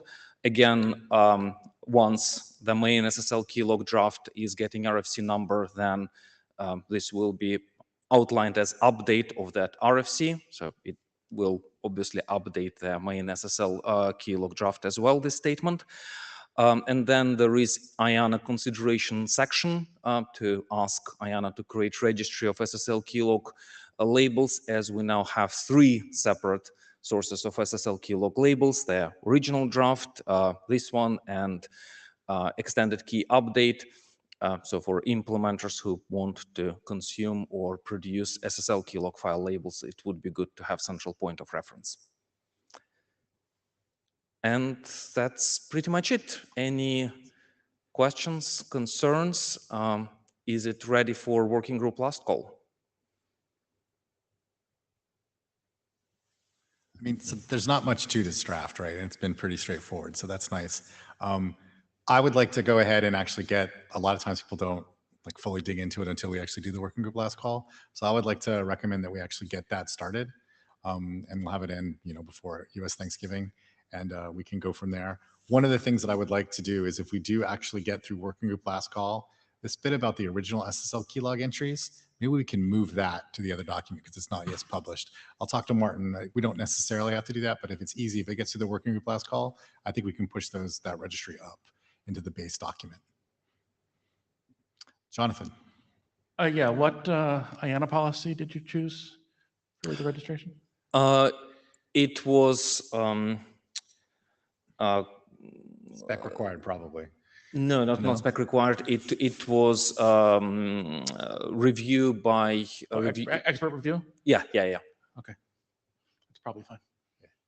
Again, it's informational draft as everything else that's related to SSL keylog. Yeah. So, Rich, can you note that the chairs will take an action item to get a working group last call started? I'll try to start that like now, or we will. Cool. Great. Thank you very much. Thank you. Cool. All right, so attestation, I guess we do have 20 minutes, so we can come on up. As you're coming up, I just want to say that, when we do working group adoption calls, I got one from Alicia, emails from Alicia and from David Benjamin that really kind of like the kind of calls we want, which is like, maybe I don't love this idea, but I'd like to work on this. I think those are really the kind of way to do it. It makes it easy for us to figure out that, people want it, but they're still willing to work on it. So thanks. All right, Honest. Yep. Well, future. Oh, sorry. That's not it. TLS and attestation. Here we go. So I spoke about this document a few times already. Here's sort of an extremely short version of where we are with it. In essence, you've probably seen a number of attestation specifications flying around in the IETF for different reasons. Usama categorized them here at a couple of site meetings this week also in different buckets. There are some which are happening as part of before the handshake starts, which is called pre-shake here. You see it also on the diagram. An example of that is current work in the LAMS working group on attested CSR. So there's attestation before you get the certificate. There's the attested TLS, which is sort of like incorporating attestation within the TLS handshake. That's the document I'm talking about. The last one is where the attestation, remote attestation exchange happens after the TLS handshake is completed, at least the initial one. This includes the exported authenticators or application-specific remote attestation like we have in OAuth with the client attestation. And in this specific case, we've meanwhile sort of worked on and completed formal verification, and also have implementations available on this strategy. Okay, next slide. So this specific document focuses on primarily two use cases, whereby for most of the participants, one use case is of particular importance or higher priority, which is the confidential computing use case. I'm sure you've heard about that work a number of times. There are several parties working together in the IETF and also outside in the confidential computing consortium to define that type of hardware technology to make this happen. There are also some device onboarding, IoT device onboarding use cases where this is also used. And I would specifically want to put an emphasis on the last sentence here, that this document is not supposed to be developing a solution for the web. There have been other proposals, and they have been met with some resistance. Those proposals were in the W3C, not in the IETF. But it's a non-use case for us. Next slide. Hannes, can I ask a clarifying question first? Sure. So the technical guarantee this attempts to achieve is that the endpoint which is attested to by the, the signature is the only endpoint that has access to cryptographic keys and therefore can generate can read and write the traffic. And then presumably there are some subset of claims that are not and then there's ancillary claims that say this is what I do, like here is what I claim to actually do in order to generate that traffic and process the traffic. But the technical guarantee as far as TLS is concerned is the attested to endpoint is what has access to cryptographic keys, right? Yeah, trying to, like the audio here is, there's a lot of I'm echo sorry. in this room. No, but I think I got your question. So you're asking whether the guarantee is that the endpoint is able to or attests to the key that is using for TLS. Is that correct? I'm sorry. I mean, there's not quite. There's a weak attestation, which would be I was involved in this handshake, and there's a stronger attestation, which is I am the only entity which has access to the cryptographic keys. And I assume it's the second one you attempt to achieve, not the first, right? That is true. Thank you.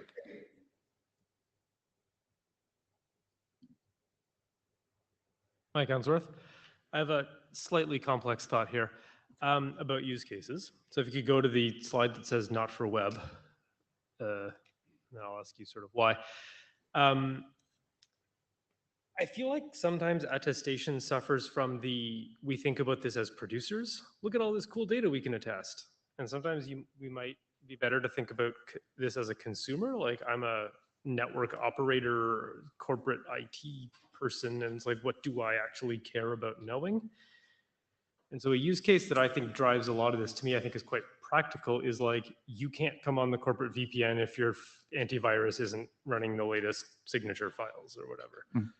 And so like, to me, that's think of a TLS based VPN, and before I even let you complete the handshake, you have to prove that you're running the corporate antivirus and it was patched this week. Is that web? That for me, that is a VPN use case is for me not a web use case. And we had a working group specifically on that topic earlier. I think this was the Trusted Endpoint Assessment Working Group, which tried to do that type of work. We have some work in this space also ongoing right now, where we add attestation to EAP methods like EAP FIDO and then some other more recent efforts. So that would do what you say, or what your use case was, but it's not the use case that people had brought forward to us in this context. So I consider that like someone else's problem. Like people are working on this already, but not using these techniques. Does that make sense? Okay, cool. Usama to you, Dresden. Just to add on top of that, so there is confidential computing which actually requires this attestation, and each vendor is basically using its own customized solution, and that's where we need actually the standardized solution that we can formalize, we can prove and provide the guarantees for all vendors to use that provides this compatibility and so on. So the main driver for this is not web PKI and all that. So this is basically the confidential computing where we actually need the attestation to standardize it, to formalize it, and then for every vendor to use the same use case. And to come back to the point on that Eka was mentioning, so we have currently only very fundamental properties from the former perspective, that these are the TLS properties from server authentication, for instance, and remote attestation never defined, the RFC 9334 never defined any property whatsoever is required. So we did have much complications there. We are trying to make it more precise what exactly is required from attestation perspective, but we currently do not have these channel binding properties between the two protocols. So we are working on that, and we would very much like to have your feedback on that. Thanks. Yep. Very nice summary, Osama. And also, like, some of that work is still ongoing. As you said, like different groups, it takes a little bit of time to get through all the bits and pieces in the RATS group, the LAMPS group, etc., to define the various pieces. But yeah, that was what I described on the previous slide. Jonathan. So I'll repeat what I said in the UFMRG. It looks very much like the guarantee you're trying to describe for remote attestation is, and I did actually go double check this, is the strong authentication or agreement. I'm not sure exactly what you're going for in Lowe's hierarchy of authentication. So I'll post a link to the paper in the chat.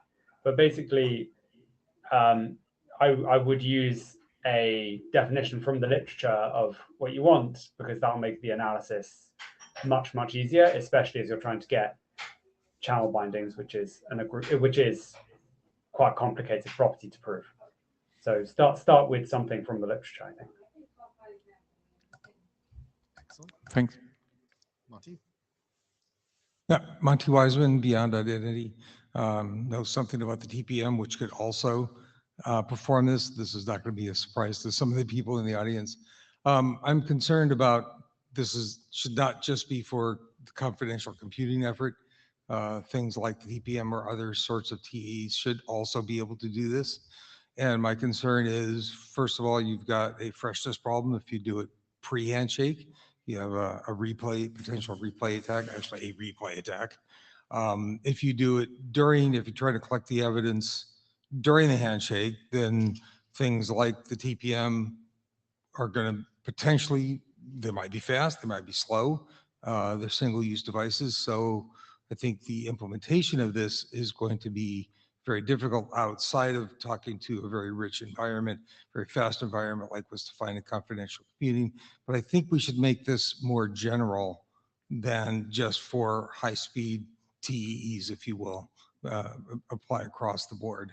I've already talked to several of you about alternative ways of doing this, and I'll be happy to contribute those as we've discussed this week.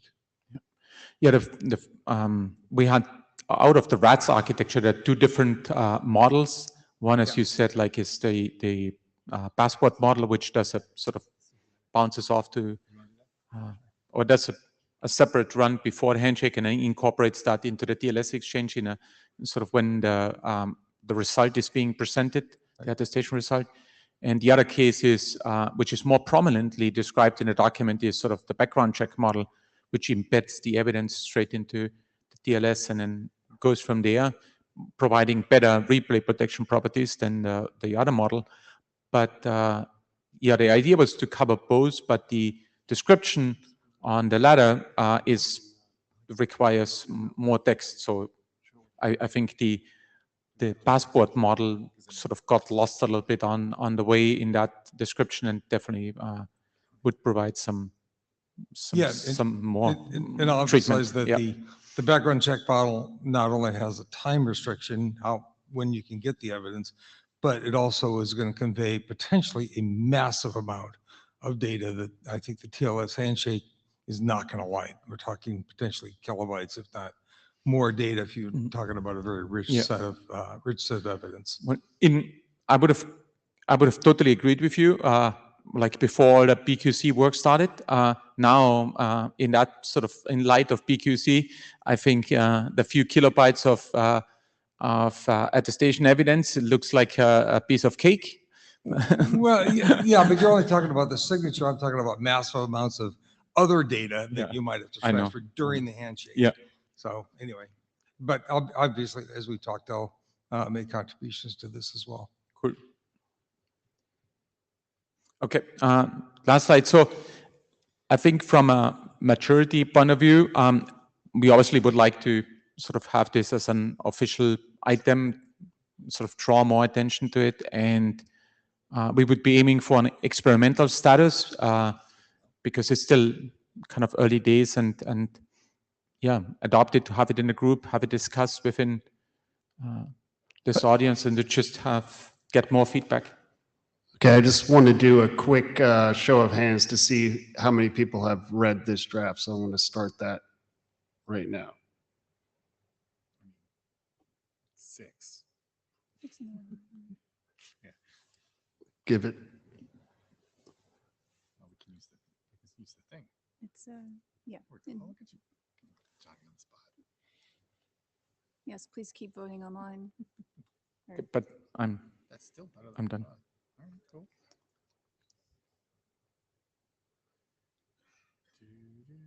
What are you looking at? All right. the poll in Oh, the- there's a poll. Yeah, we did Did a you poll. guys see that? That way we get people online as well. It says here. the Okay. 100+ people. It's not on my screen in the front. All right, I think, You don't have a choice. Quantum superposition of reading and not reading. Yeah, so there's 130 people online. We got, 12 people that said they read it, which is actually better than I thought. So cool. Okay. So I think we can probably end it. Yeah. I'm out of here. Okay, you can go. Yeah. yeah. Okay. So we'll take it to the list. Yeah, I think we'll want to have some more discussion of this on the list. We have 5 minutes left. So the question is whether we can get Chris is here. Yeah. Yep. All right, cool. Got 5. You got 4, you got 3 slides. That's Yeah, good. You that's can great. go through this.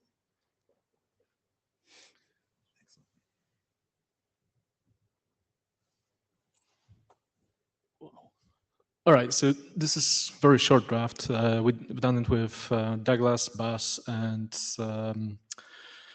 Panos. Next one, please. It's basically registration of the code points. So we registered 2 code points for post-quantum TLS.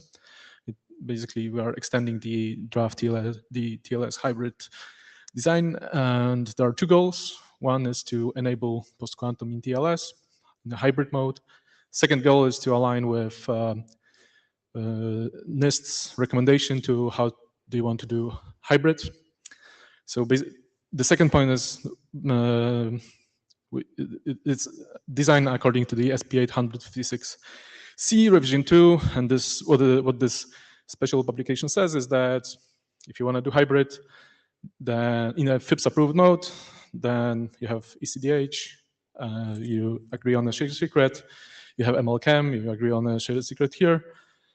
You can combine it, push it through HKDF, and this is FIPS approved as long as the first one comes from the ECDH. So it has to be, the order is important. Next one, please. So those 2 code points, they are one for P256 and MLChem 768. Here, this code point addresses really two use cases. One use case is I have a FIPS certified crypto module, and I want to keep using it without going through FIPS certification again. So, as I said previously, if the first shared secret comes from the FIPS approved method, then you can use this. You can just add MLChem, and you can use the already FIPS certified crypto module without going through FIPS again. So that's kind of, we are trying to address the migration case, really. Like you want to migrate from one place to the other. So this is what you would use, mostly on the kind of maybe not web, but like embedded cases. So the second code point is with X25519, pretty simple. This is actually what is used on the web currently.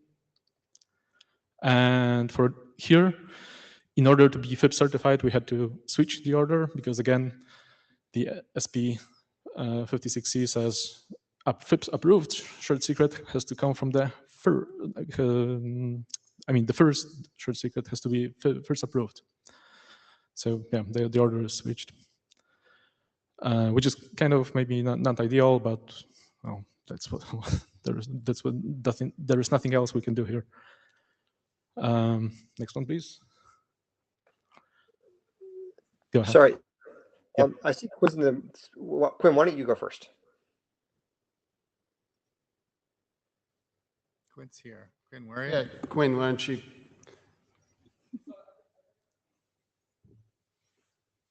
Quinn Daganis, I did not catch the question Eric raised. What was that? No, he just said you go first. He said you go first.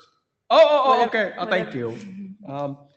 So because like why not the first option, you switch the order, but to make it the same with the second Yeah. option.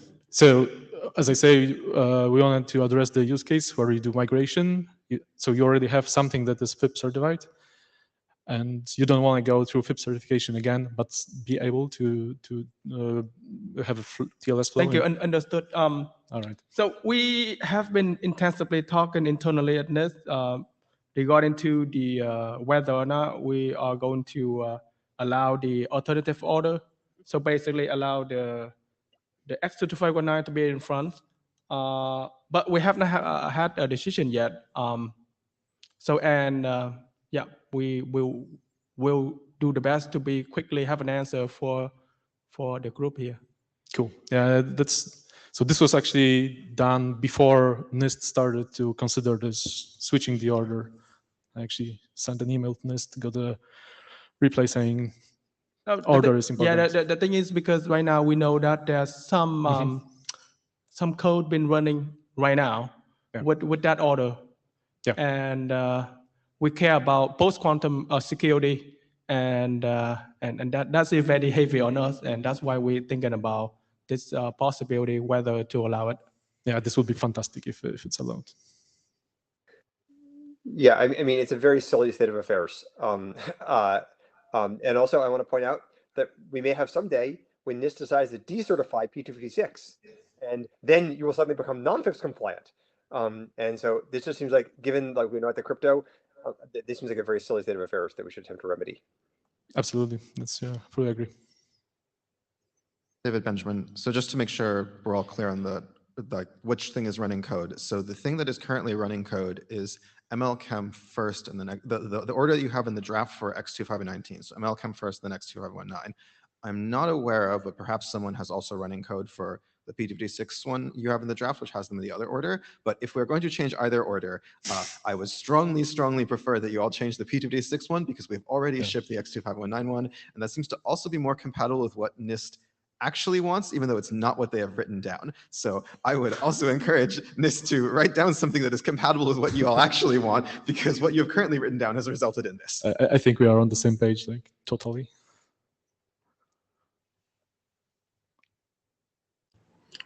So I can report that both of those code points are currently in OQS provider, which means OpenSSL, in GNU TLS, and in NSS.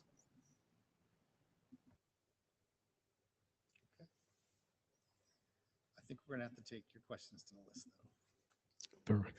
All right. So the last thing is, as David said, X25519 combiner already runs on in production, and so this was registered with 02 drafts. With 03 version, we wanted to add one more code point. I actually don't know if it's needed or not, but we've been asked to do it.